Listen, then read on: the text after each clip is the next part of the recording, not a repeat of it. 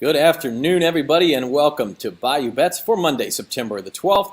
Zach Ewing, along with Jim Derry and Spencer the Guru, here on a post-Saints victory Monday. Barely. Sort of. Barely. Win's a win in the NFL. I mean, you can say sort of, but it's a win, man. I know they played bad for 3 quarters, but that fourth quarter comeback, that's all they needed. Ever the optimist, Spencer. Jim, let's start with you because I think one thing you said on Thursday really hit the nail on the head is that Saints fans, you're going to get a win, but you're going to be left sitting at about 3 o'clock saying, what the hell just happened? And that was really, I think, the feeling of a lot of people.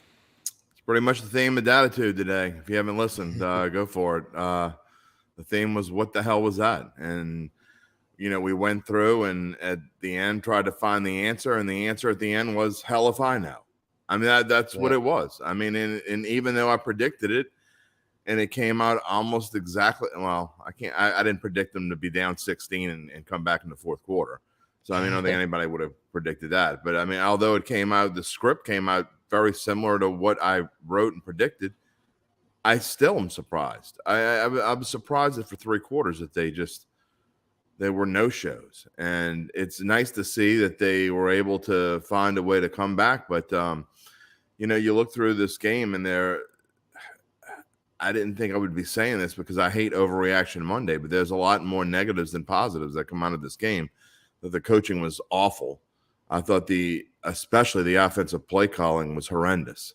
There was no offensive line whatsoever. Jameis was left fending for himself for 3 quarters, and really into the fourth quarter, he just said to hell with it. I can't hit a curveball. To hell with you, Joe Boo. I do it myself. I mean, that's really what kind of happened. So it was him, Michael Thomas, and Jarvis Landry just kind of got together and said, we're going to win this thing, boys. And they did. Yeah, that was the case. It's their talent won out there because, Atlanta's roster is just not very good. So the thing I was most disappointed in was the defense. I couldn't believe how bad the defense played. I know they got some big stops in the fourth quarter, but, man, they just look so awful, especially against the run. Come on, man. Cordero Patterson's not that good. That was inexcusable how bad the run defense was. Yeah, guys, look, I agree with a lot of what you're saying. I think because I went through this with my alma mater with Mizzou on Saturday, it is easy to say the play calling was terrible. When the offensive line is struggling, the play calling always looks terrible. Because nothing works. If you're getting blown up in the backfield, the running backs don't have time, the quarterbacks don't have time. Nothing looks good because you're not actually seeing what the play was designed to be. When Alvin Kamara gets 10 touches in a game, you got a real problem, and I think it was Pete Carmichael panic mode. I don't have Sean Payton in my ear.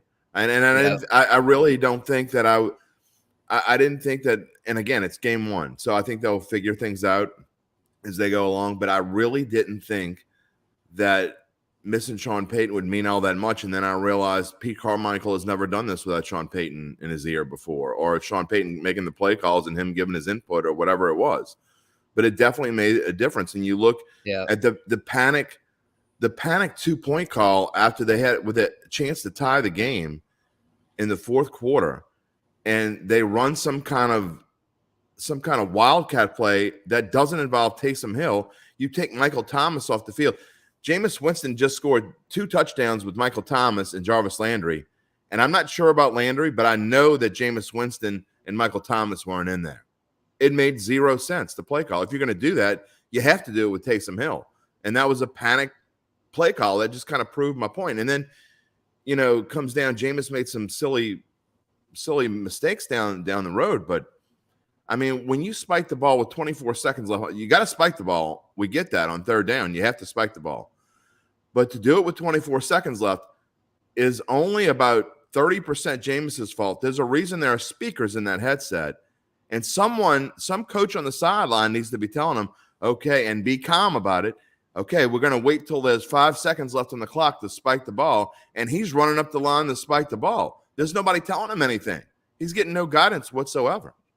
Pretty bad. And so, Alvin Kamara may have a rib injury, but he was still in there into the fourth quarter, and he only touched the ball 10 times, and that includes a pass catch. 9 carries for 36 yards is unacceptable at any point, unless he's hurt, and then you don't play him. Yeah, I mean, there are definitely things to improve. There's no doubt about that. That you always want to have. It's the old coach's cliche. You always want to have these conversations after a win versus a loss, and so they did get to win. Obviously, if they play like that next week, the Buccaneers are going to come into the Superdome and whip up on the Saints. I think we can all agree on that. Like you're going to have to get a lot better on both sides of the ball. Defensive line's got to stop the run better. Offensive line's got to protect better. All of the above. You mentioned the whole spike the ball. When the clock was stopped, and which to me is a really, really harsh penalty to give 10 yards and a loss of down for that. But it is what it is. And then he spikes the ball too fast. You're right, Jim. I don't know how much to put on the coaching staff, how much to put on Jameis. I tend to give him half a pass for that because that's just a crazy situation. Yes, they're supposed to know the rules, but when you have 10 seconds to recall the rule and what you're supposed to do, and you're trying to I'm not talking about that one. That one doesn't bother me. The one where he spiked the ball and they got the intentional grounded penalty doesn't bother me because Jarvis is running back to the line. You're right. They didn't have a lot of time. He thought the clock was running. Hell, I thought the clock was running. I'm watching the game with the clock in front of me on a screen.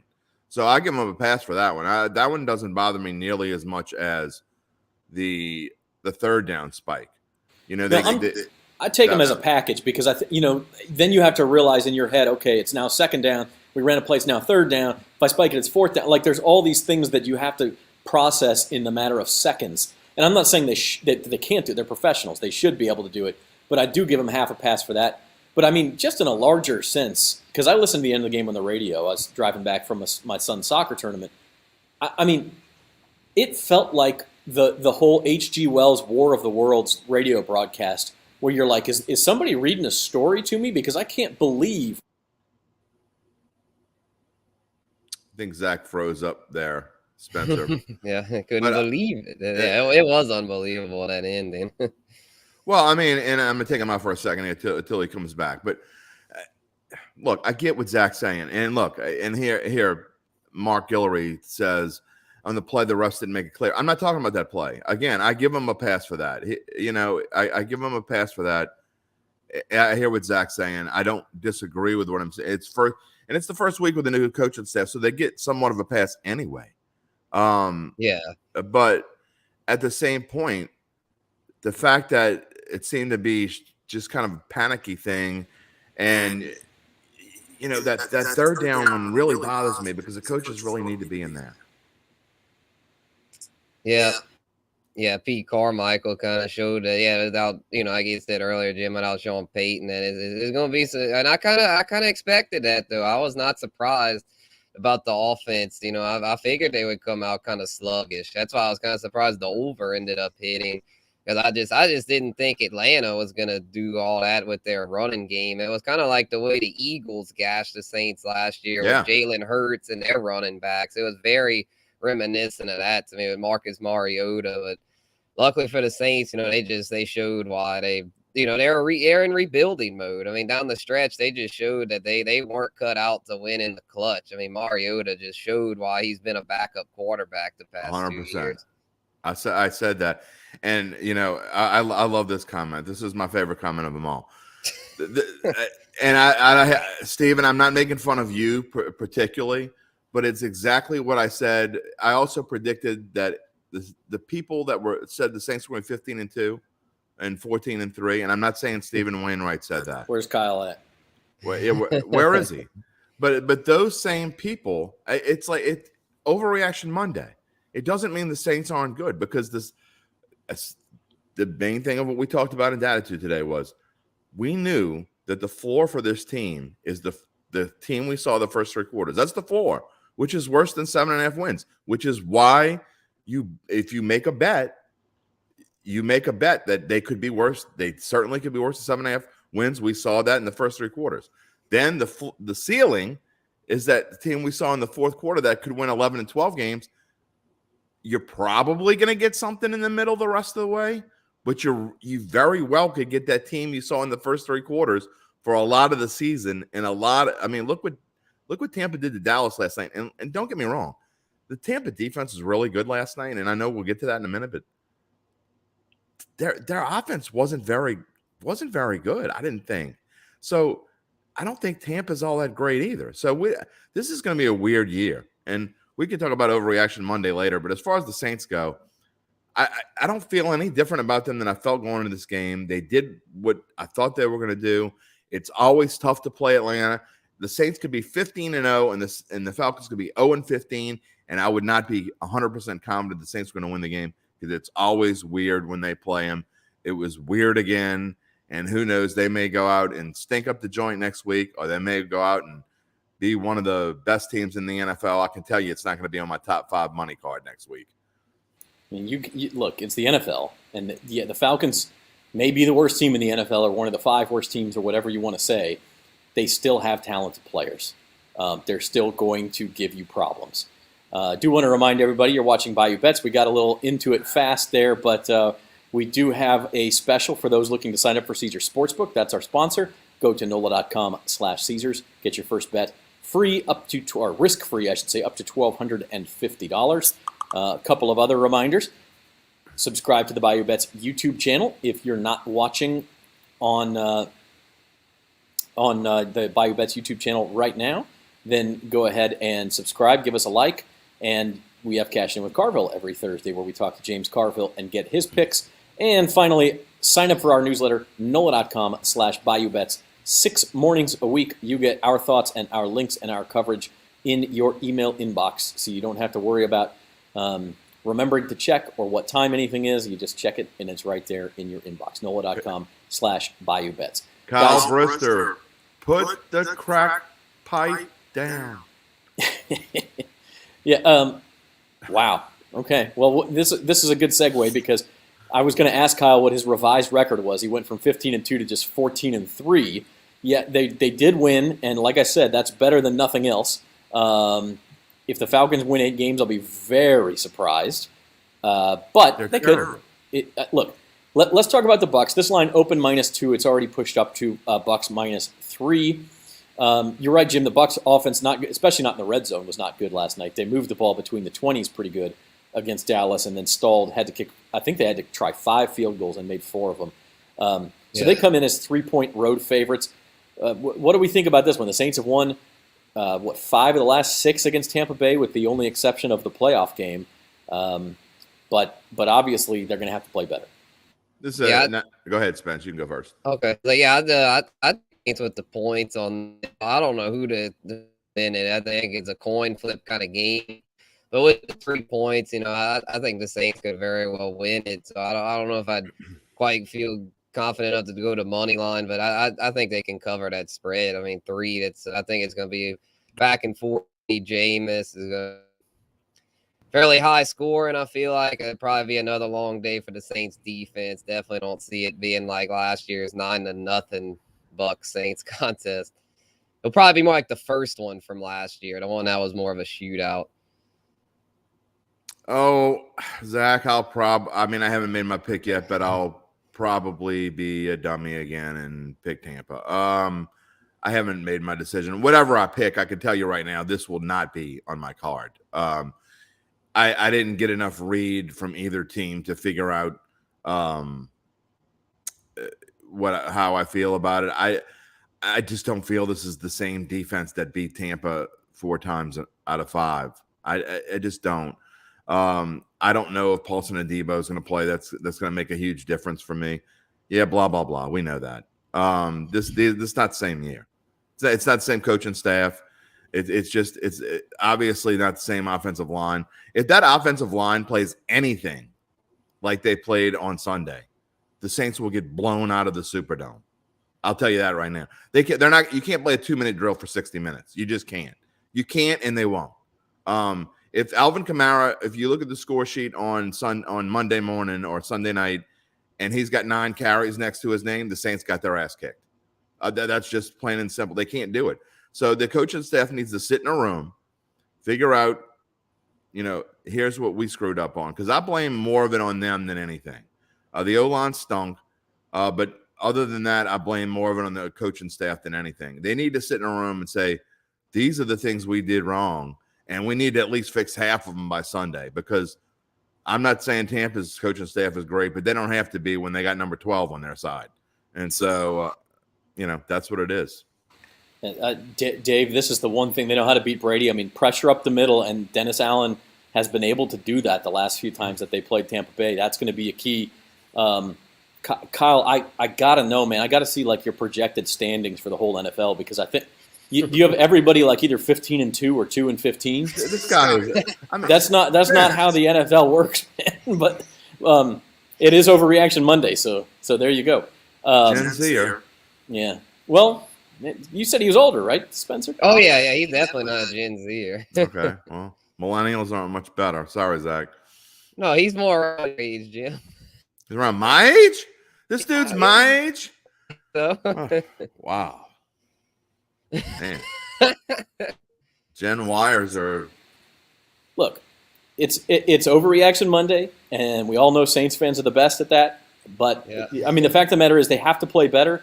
But they're 1-0. They played poorly and still won a game on the road in the NFL. That's not easy to do. I don't care who you're playing. And so, there's still a lot of hope. And I had the Saints in Survivor, so I'm feeling lucky. I have a question, Zach. Cool. You think Colts fans in Indianapolis think they're going 16-0-1? Maybe a couple of them.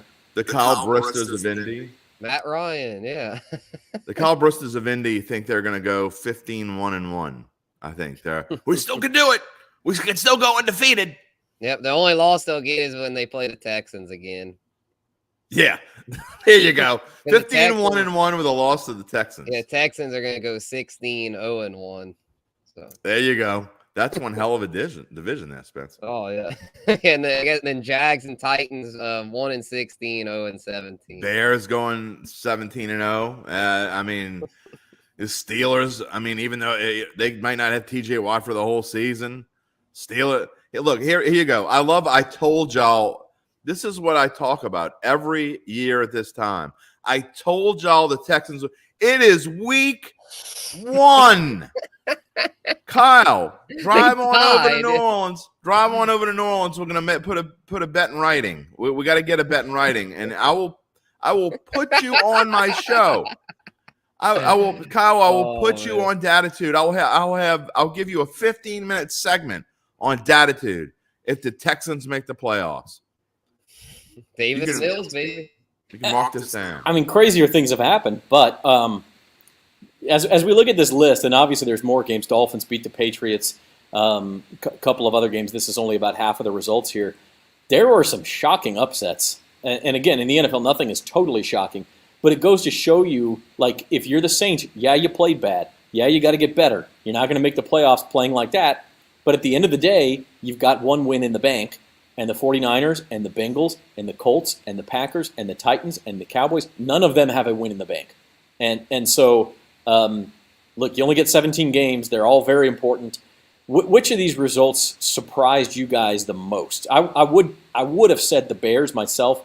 Except I knew, and we'll get to big bucks later, God save me. But, like, if I had known what the field was going to look like, and it's on you as a bettor to check the weather, but, like, once I saw the field and the conditions in that game, I thought, oh, no, I'm not, I don't feel nearly as confident about the 49ers. But other than that, what surprises you guys? Go first, Spencer. Okay, yeah. That's definitely to me. I even with the field conditions, I was like, it's not going to matter. The 49ers, they'll just ground and pound their way to the win. But then Elijah Mitchell got hurt, and that changed things. So, and then Trey Lance did not look good at all in the weather. He's just too he's a finesse kind of quarterback as far as he runs a lot, but he's like a pretty runner. He's not a big bulldozer like Josh Allen or Lamar Jackson. So yeah, definitely a very surprising result there with the Niners. Kind of got exposed to where if they get in the playoffs, that's not going to bode well. They get into some poor weather conditions, they might run into trouble. That's if they even make the playoffs at this point. They just look straight up kind of bad there. And then the Giants surprised me, over the Titans. I figured the Titans would be able to win that one with Derrick Henry and kind of just control the clock. But the Giants came back and Saquon Barkley, very much back. I got some Saquon shares in fantasy, but he even exceeded my expectations. Great week one for a Giants team that's been in the dump the past 5 years or so. There's no question which game surprises me most. That's the Colts and Texans. You know me, I talk about my golden rule all the time, and it came to fruition again. You just got to stick with the golden rule of a home dog in a division game. You just don't bet against it. And, I, for some reason, went out with the public in this game and the Colts Texans, and I just didn't, going by trends and past results, and I just didn't think that the Colts would be able to do any. I don't think the Texans would be able to score. I thought it would be 27-3 or something along those lines. So Colts and Texans and tie, and the Colts had to fight their keisters off to make it a tie at 2020. So really the Texans definitely should have won the game. And they had several chances to win it and did what the Texans do. But I can tell you right now, I think and I know it's week one, so I'm not going to overreact in the grand scheme of things, but it's something I said before the season, and it certainly played out in week one. Carson Wentz and Matt Ryan are pretty much the same quarterback. I don't care what anyone says. And somebody's going to have to convince me. They're going to have to convince me on the field that the Colts weren't any better with Matt Ryan on the field, and the Washington Commanders were surely, and I know they played the Jaguars, but they were surely a whole lot better with Carson Wentz on the field. So go ahead. Call me wrong, but that's what I saw in week one. So let that be my Kyle Brister moment of the week. Carson Wentz MVP. Let Michael Pittman let Michael Pittman tell you who's better between Matt Ryan and Carson Wentz. He went off yesterday. The other one, Kyle brings up, the Cowboys look. Dak Prescott's out for 6 to 8 weeks, so their season may be over. But even they're before not the he worst left, team in the league. No, not the worst team in the league, but without Dak Prescott, they're not going to be very good. And they were not very good on offense last night. The other one didn't get up there. Mark says the Raiders, bad game, had a chance to win against the Chargers, didn't quite pull it out. But just really a fantastic week of entertaining games. And it ends tonight, Monday Night Football. Broncos are 6.5-point chalk in Seattle. So here's another road favorite. That's kind of the theme of the week. And quite frankly, it's why we had a lot of upsets, I think. It's because you had a lot of road favorites. It is hard to win as a road favorite in the NFL. But Spencer, you had best bets tonight. You take Broncos minus the 6.5 over the Seahawks. Yeah, I'm willing to take it because I feel like Russell Wilson is returned to Seattle. He's just going to come out guns a-blazing. There's a reason he wanted out of Seattle. I mean, he could see it. He could see that it was crumbling around him, and he wanted a fresh start, and he's going to get that in Denver with Nathaniel Hackett, who was Aaron Rodgers' OC last few years. Kind of similar to Rodgers in that he's got a big arm, efficient, doesn't throw a lot of picks. So I'm thinking he's going to really thrive in that system. And what better way to start it than, against your old team, kind of get to show them like, y'all traded me? Well, y'all going to regret it. So I'm thinking they're going to run the score up there and win by double digits. And Russ himself, parlay is the other play as far as him going over yards and touchdowns. The only thing that scares me with it is I think it's probably one that the public's all over. So that always makes you a little nervous. But it's just one of those things that logically just you got to go with it because it's just everything's pointing in the direction of a big win for Denver. I'm going the other way, Zach. I think Seattle in a home field environment with Russell Wilson coming back, I think they're going to be emotional towards his comeback, but I think the team also is going to have something to show. I don't think Seattle's any good, but I will say this. I don't think Denver is that much better. I just don't. I know they have a good defense, but is Russell Wilson going to help them? Of course. I mean, he's certainly better than Drew Lock. He's worlds better than anything that they've had since Peyton Manning, but I think Denver is the fourth best team in the AFC West. And that's the best division in football. By the way, I think that's the best division in football going into the season. But you go into a place, anything can happen in week one, and I think that the Seahawks will be emotionally charged, at least for this 1 week. I think it's going to be a low-scoring game. I think that it's going to be they could both be in the teens. And so that's a lot of points to give in Seattle. I don't remember the last time I had to look to see, but I bet it's been a while since Seattle was a touchdown underdog at home. Well, maybe towards the end of last year when they really stunk it up. But I'm going to take Seattle on this one and take the under. I probably won't parlay it, and I won't play it very much. Yeah, I mean, I think last year when Russell was out, they probably had games where they were that big of an underdog. But I lean towards where you are, Jim, where you home field. It's week 1.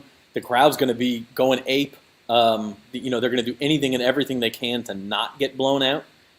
I also look at that Seattle roster and say, man, it is barren. So I'm not playing this one. Not sure where to go. I might make like a live bet or a halftime bet because once you see where things are going, that becomes a little bit easier. But going into it, I emotionally I'm with where Jim is and say it's going to be real tough for Denver to go in there and just roll over them. But that Seattle roster may just be the worst in the NFL as we talk about worst teams in the NFL. Bad. Yeah. Yeah, I mean, Chris Carson retired, so their running game's not as good. Bobby Wagner's gone. Their defense.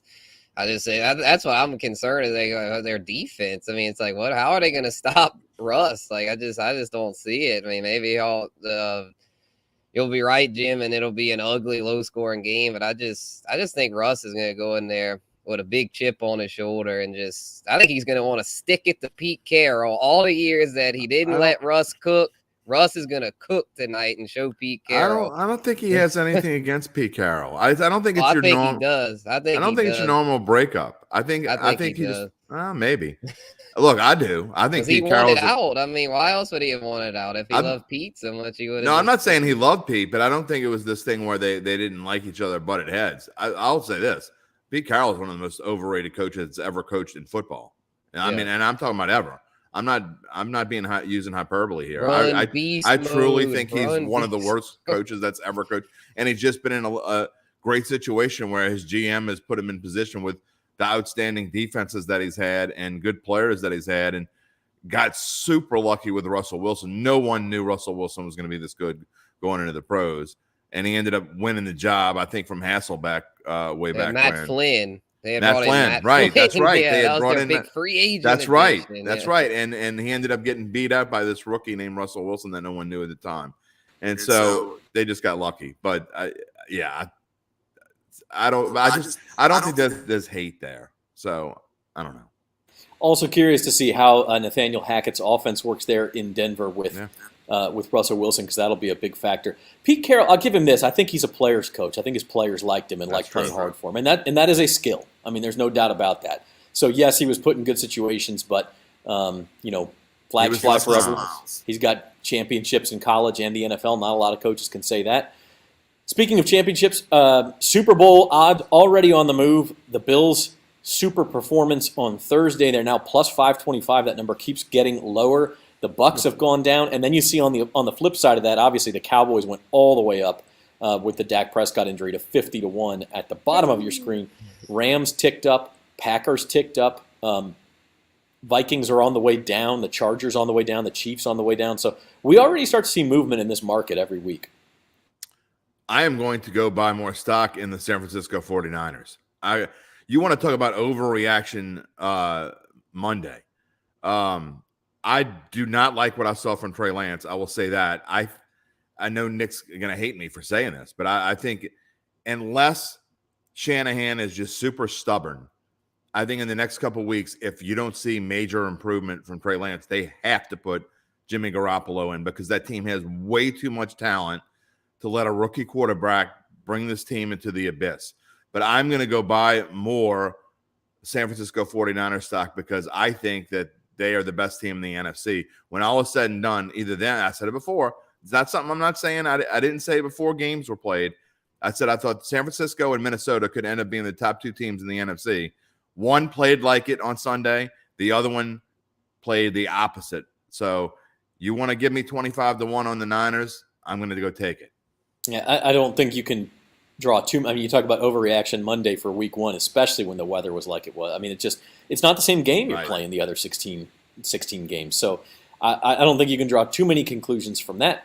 But those odds are on the move. We'll keep track of those all year long here on Bayou Bets. I'd like to remind you, go to NOLA.com/Caesars. New users get a risk-free bet up to $1,250. And by the way, if you haven't signed up, just a little teaser for those of you watching the show right now, hold on a day. There's a new promo coming tomorrow, and you get the $1,250 risk-free bet plus the new promo. So just hang on 24 hours, not even 24 hours. Check out our site tomorrow. Go to NOLA.com/Caesars. New promo coming just for this week. So excited about that. Want to switch gears, guys, and go to a little college football. And I will tell you what, Baton Rouge was the epicenter of two things on Saturday night. One was marching bands, and the other one was bad beats. Because if you had LSU minus 49 or minus 49.5, I mean, it was too perfect. And I had Southern plus 49.5. So I was taking a victory lap around my living room when Eric Dooley called timeout with 4 seconds left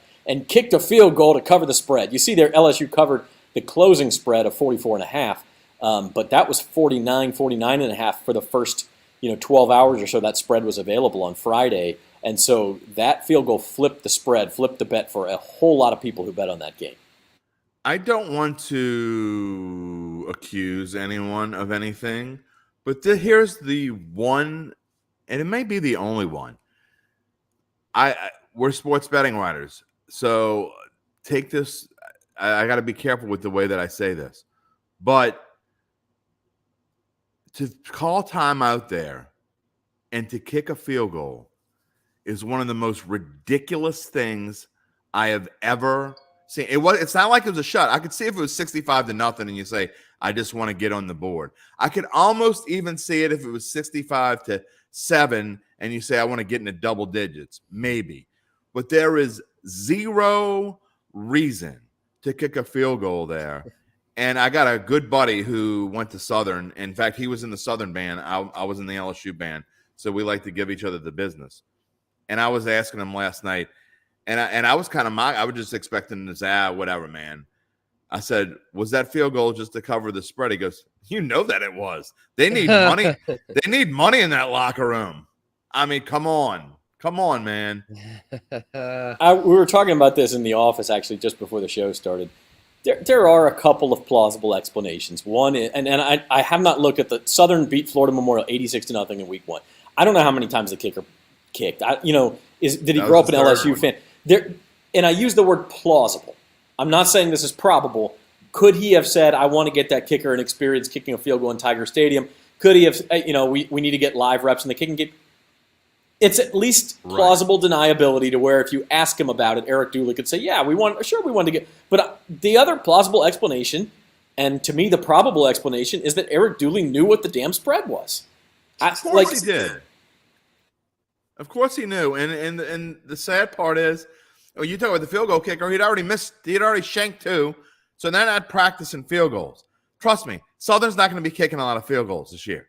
They're not. I mean, they might kick field goals when they're inside the 10 or something. There is no other explanation. And if you ask them, the sad thing is he probably wouldn't even get in trouble for it today. I mean, Pete Rose is banned for life because he bet on his own damn baseball team. This dude's like kicking to cover a spread so he can turn a 51-point loss into a 48-point loss so he can cover. And no one cares. I'm not saying it.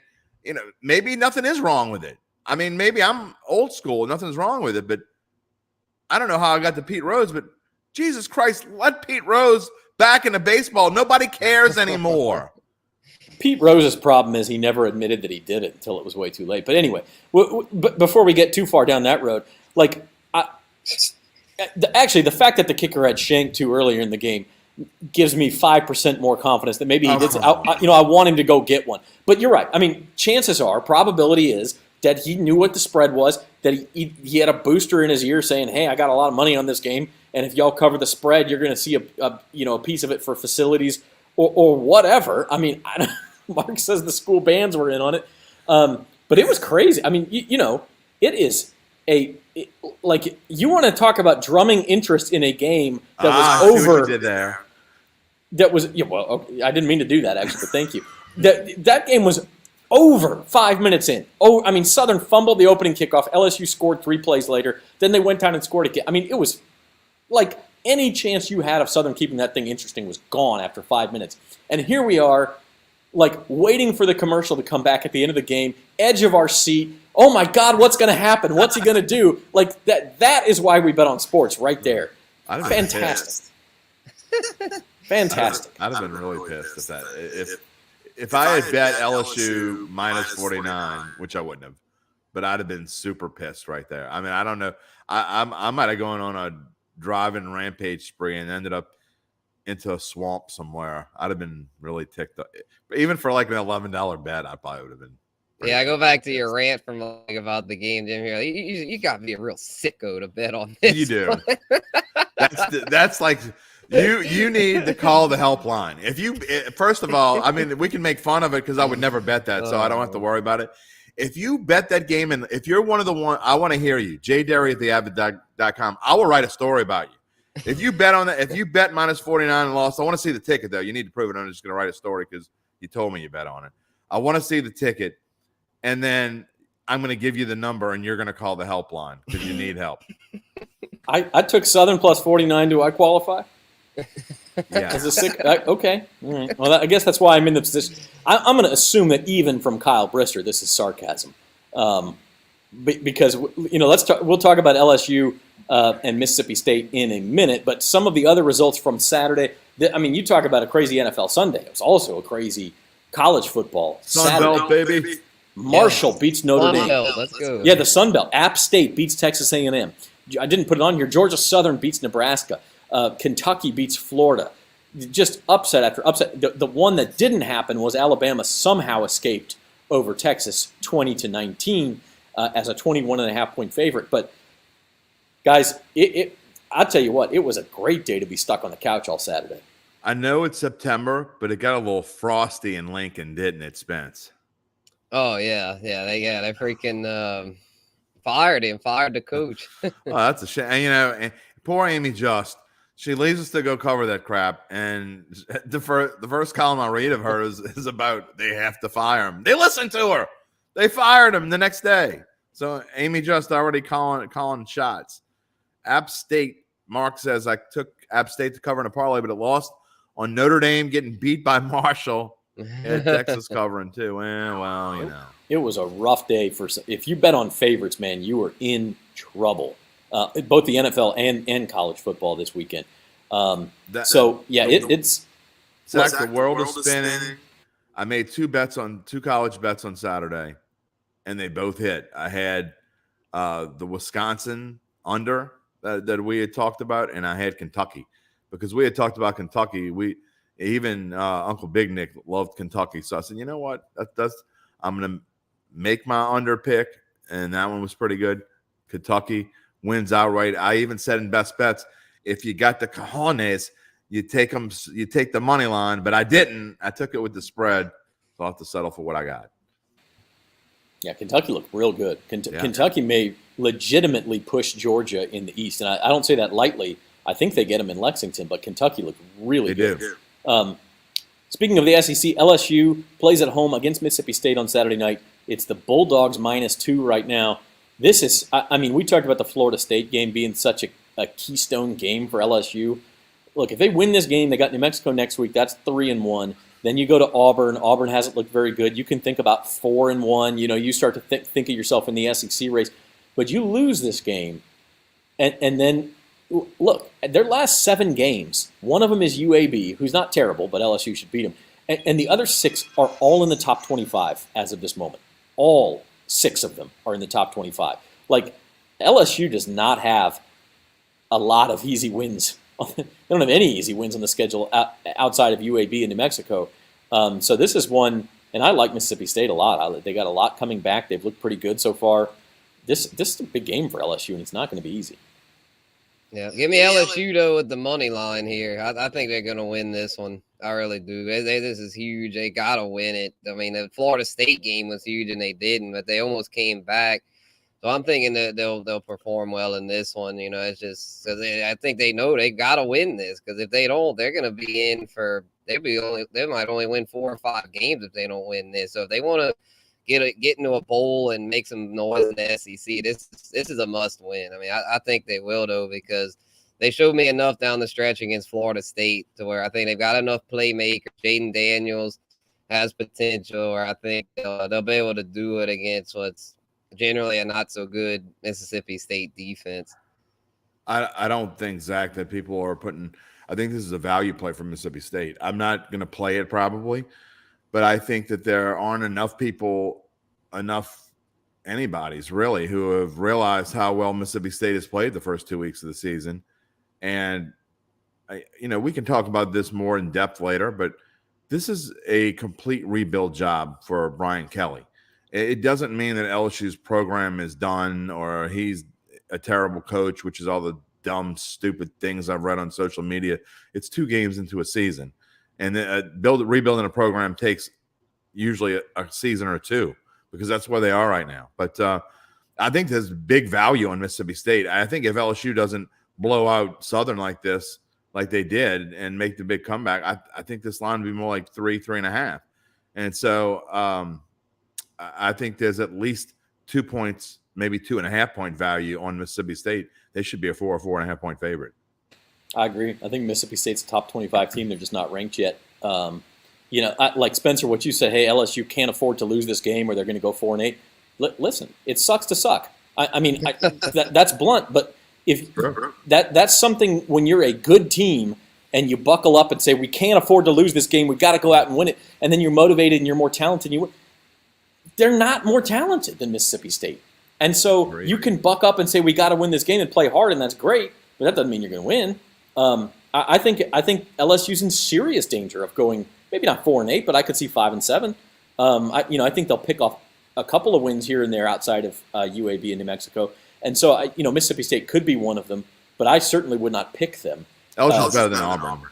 Yeah, they're better than Auburn, although that one's on the road, so that makes that tough. But I think they split Mississippi State and Auburn, most likely beat New Mexico, beat UAB.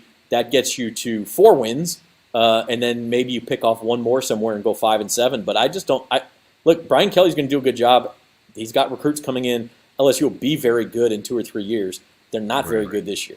I'll tell you what, LSU, they're not patient over there. I tell you what, if they go 4-8 or something, they're going to be calling for Kelly's head. They're going to be saying they can call for after 1 year. They can call for Kelly's head all they want. They at least have an administration that I think now is patient. They would not have brought Brian Kelly in to coach here, nor sign him to the contract they signed him to get rid of him in a year or 2. He would have to do something that embarrasses himself to not be here at the end of year 2. And so, LSU fans, suck it up, Buttercup. It doesn't matter what you think. Thank God for once. And let me say, LSU could win this game. I'm not saying that they have no chance. I'm just saying I don't buy the emotional angle of, they know they need it. Yeah, they know they need it. Well, it's in Baton Rouge. I don't think that's going to play a part. Sure. If it was in Starkville, there's no way I'd pick LSU. I think LSU's got a chance. But that was the thing too about Scott Frost. While y'all were making that point, he had a $10 million buyout that expired on September the 30th. You're telling me they couldn't have waited 3 weeks to fire him? Ooh. And save 10? Listen, I know it was rock bottom. I know nobody was going to come to the game. Maybe they felt like they would lose $10 million and people not come into the games. But 3 more weeks, you could have saved $10 million. There might be something else that we don't know behind the scenes to do that. But if I'm the AD at Nebraska, I come out and say, I'm going to fire him on October 1st. You just have to sit and wait. This is I don't care. Is that in the contract? You can't say that? I'm going to say it on the air. I'll say it out loud. I don't care. But I'd save the school $10 million. You don't have to even say. You don't even need to say it. Just say, hey, he's our coach and we're going to stick with him. And then all of a sudden on October 1st, he's not your coach anymore. Maybe Kyle's right. Maybe that's the answer, is that they felt he's a Nebraska alum. He's a favorite son. Maybe they felt like they owed it to him. I don't know why, because they paid him millions of dollars to lose a lot of games already. But no, this is a business. Nobody does that because they want to pay him. Or that's ridiculous. This isn't like Joe's food store and the kid's been bagging groceries for me for 6 years. And if he works until Friday, he gets a $1,000 bonus, and I'm going to keep him on until Friday, and he's going to college. Get out of here. This is NCAA football. They're not giving somebody $10 million for free. Yeah, it's a tough situation up there. All right, looking ahead to this weekend. First, the college games on Saturday. Georgia, South Carolina. That's the other SEC conference game. Interesting. a ton of points. And I know it's going to be popular to lay those points because Georgia is very, very good. But first true road game, that's a lot of points to me.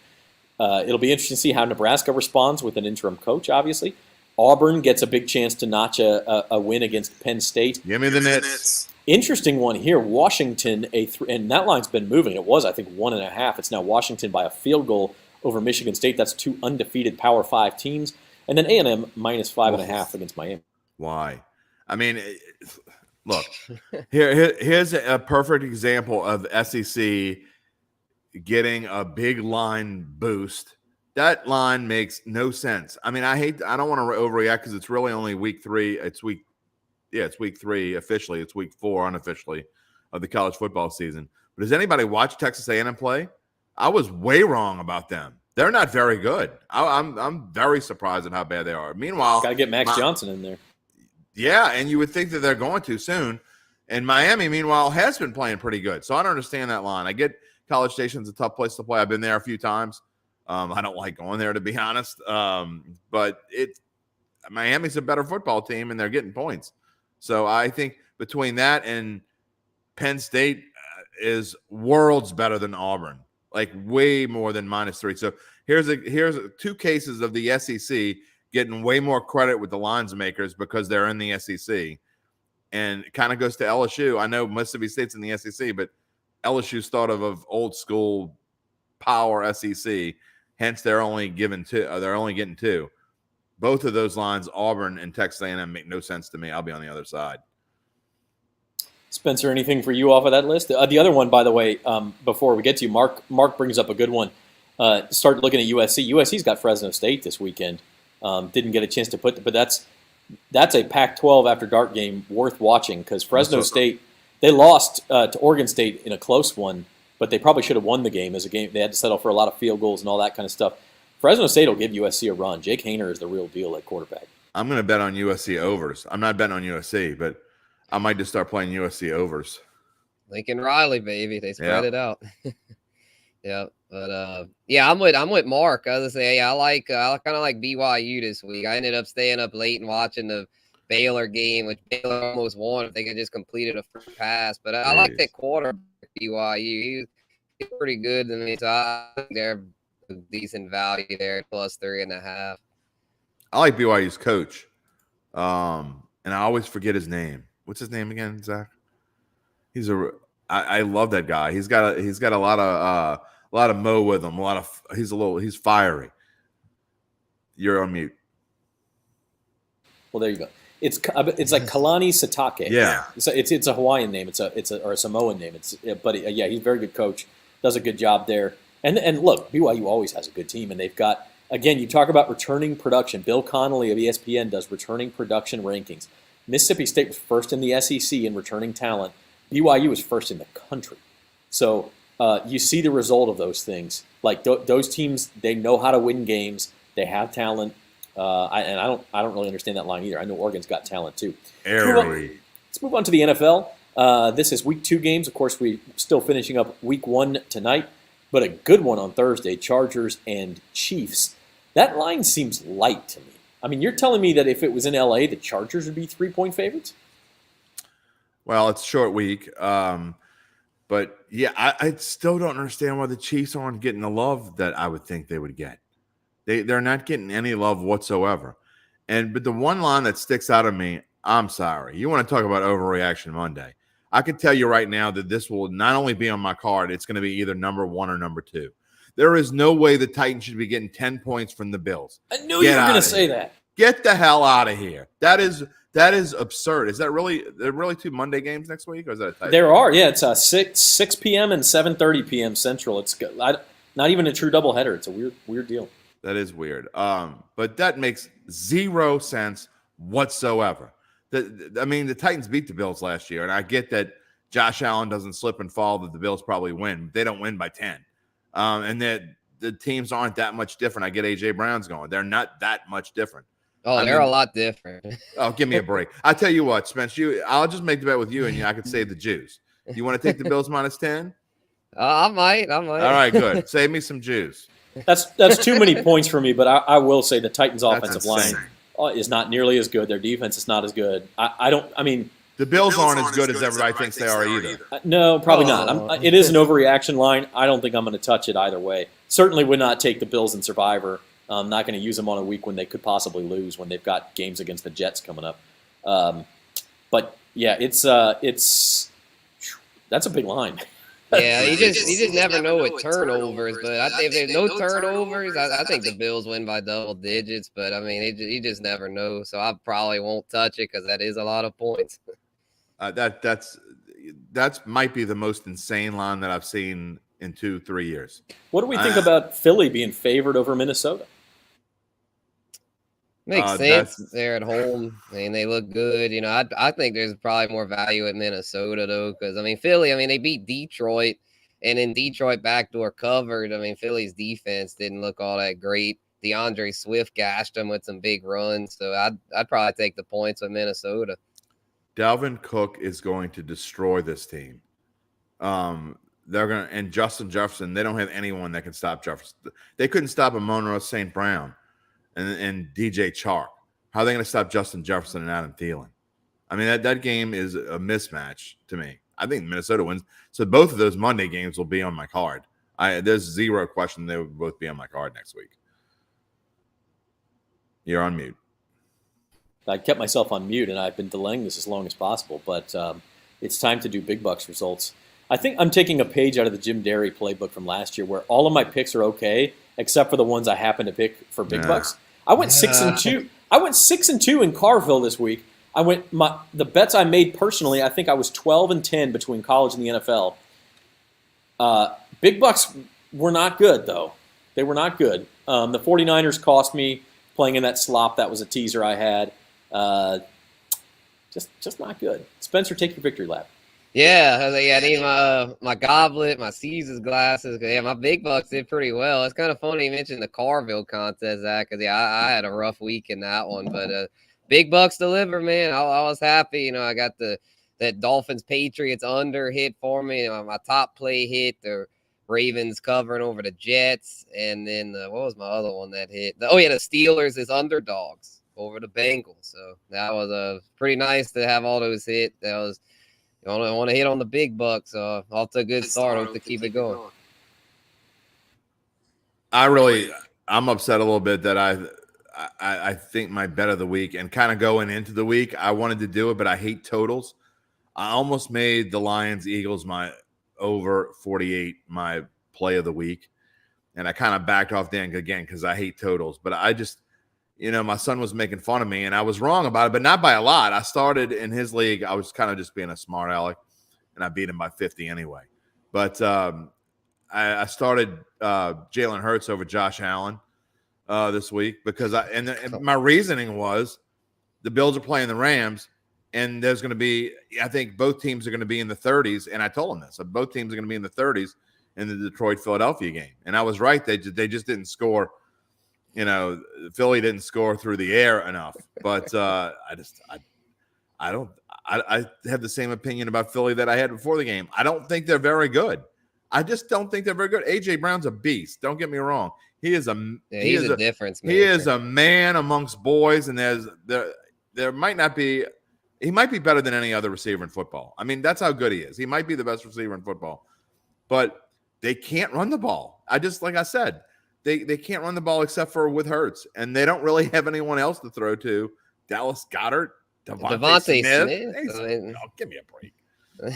Come on, he's not bad. Philadelphia is overrated. The Giants, they're going to win the division. I said it. That's Amy's own Devontae Smith. I said before the season, and I'm going to say it now, beware of the almighty New York Giants.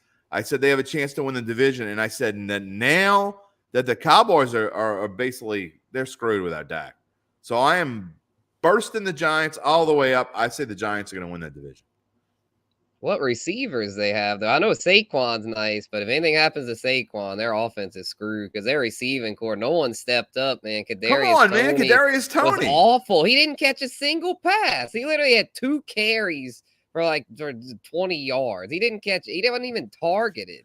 Kenny There you Galladay go. stunk There you go, again. Kyle Brister with Wandale your week Robinson 1. got hurt. I mean, it's just so dependent on Saquon. I mean, if Saquon can keep this up, maybe they will. But I just, with his injury history, it's hard to trust. They shut down Derrick Henry. Look, Kyle, it's been 1 week, man. Let's not overreact. I'll be all right. I'll be all right. Kyle is not holding back on Zach. I will. No, I look. I deserve my whipping. I think I'm in first place in the Carville pick. That's the crazy thing is Jim won the Carville picks last year and was almost out of big bucks by the end of the season. I guess that's my role this season. I'm near the bottom of Carville right now. Wow. Yeah, I was 5-3 in Carville too. That's why I was 6-2. So Yeah. there you go. That's why we love it. It's crazy. It's hard to predict. I'm in a competition at a website called The Season, the SZN Season, where you do just straight up picks every week. They have a survivor pool, but they also do straight up picks.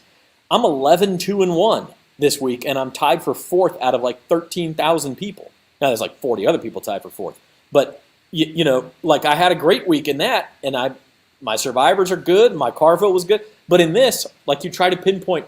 That's why when I'm betting the same amount on everything because it's hard for me to gauge, maybe I'll go to 2 units on something I really like, but it just becomes difficult for me to gauge how much I like something.